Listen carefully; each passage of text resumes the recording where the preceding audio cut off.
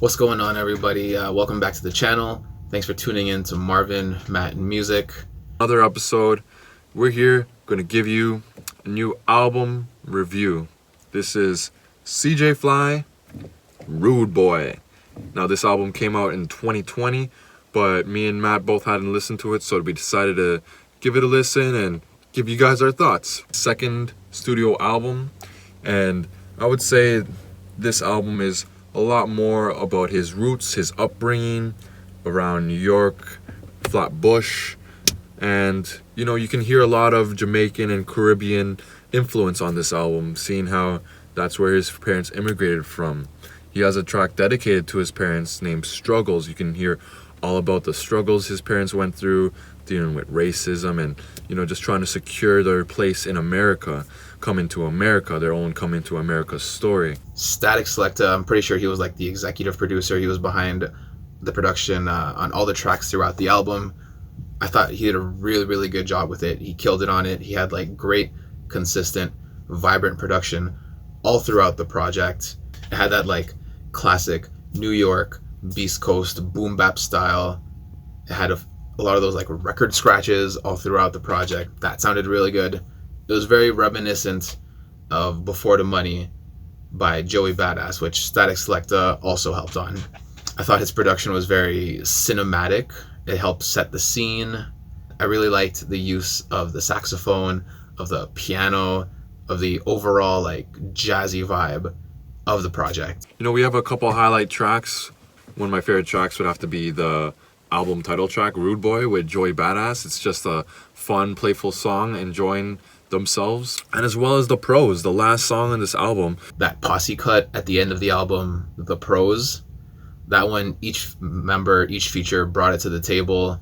And like that one did not feel like a 6-minute track at all. Pro Era members came onto the track with CJ Fly, and I think that really elevates the album. It's so good to hear them together, having fun. And I think that is the best asset that CJ Fly can use for his album, is having the availability and having the diversity and having the whole Beast Coast collective to work with. I feel like that's one of the best tracks because you can just feel the chemistry, the vibe, the enjoyment, the fun times from the song. And that's sort of what you kind of get the feel of this album too. He's got songs like Block Party, which are just meant to enjoy at a barbecue party or something. You really get the feels and the vision of some food cooking on the barbecue. In a way, the album kind of feels like a party that CJ brought all of his friends to. Like, I can imagine this playing at a barbecue in Brooklyn in the middle of the summer. Everyone's there, everyone's having a good time. That's what this project feels like to me. And overall, I would have liked to hear a few different flows from CJ Fly on this album.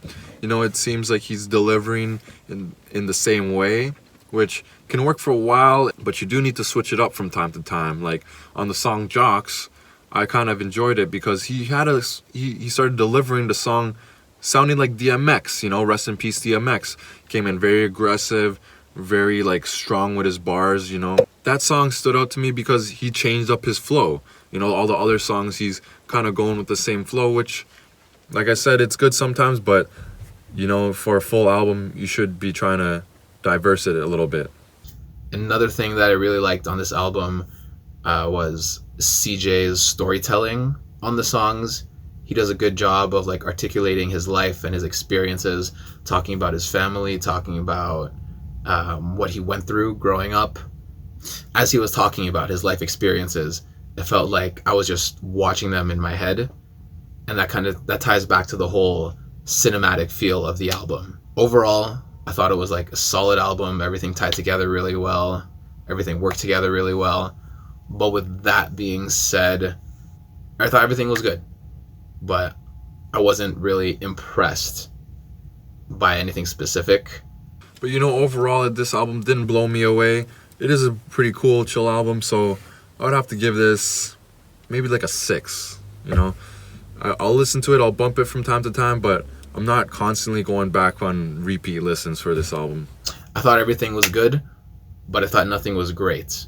I wasn't like super impressed by any specific tracks. Overall, I thought it was good, but I don't really see myself coming back to this album too much, because I thought it was just okay. And with that being said, I would think I would give it like a strong 6 out of 10. It was good, but it wasn't great. It wasn't amazing, but it was good though. So we'll see what Pro Era will give us next.